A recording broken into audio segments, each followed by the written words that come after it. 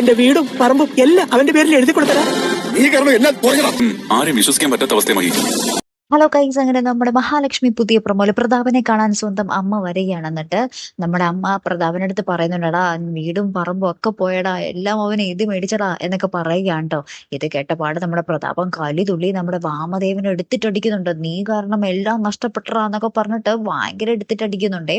അപ്പുറത്താണെങ്കിൽ നമ്മുടെ കരണിന്റെ അടുത്ത് നമ്മുടെ ദുർഗാമ്മ പറയുന്നുണ്ട്, നീ ഇനി ഓരോ നിമിഷവും എണ്ണി എണ്ണി ആയിരിക്കും ഇവിടെ കഴിയാൻ പോകുന്നേ, മൂത്ത മകനെ സ്നേഹിക്കുന്ന അമ്മായിയമ്മയായിരിക്കും നീ കാണാൻ പോകുന്നേ എന്നൊക്കെ പറഞ്ഞ് നമ്മുടെ ദുർഗാമ്മ നല്ല കിടിലം മറുപടി നമ്മുടെ കരുണയ്ക്കിട്ട് കൊടുക്കുന്നുണ്ടേ.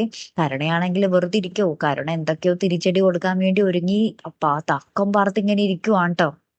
അപ്പുറത്താണെങ്കിൽ നമ്മുടെ കണ്ണൻ മഹാലക്ഷ്മിയുടെ അടുത്ത് നിന്നിട്ട് പറയുന്നുണ്ട്, ആരെയും വിശ്വസിക്കാൻ പറ്റാത്തൊരു സ്ഥിതിയാണ് മഹി, ഇനി എന്തൊക്കെ വരും എന്നുള്ളത് കണ്ടു തന്നെ അറിയണം എന്നൊക്കെ പറയുകയാണ്.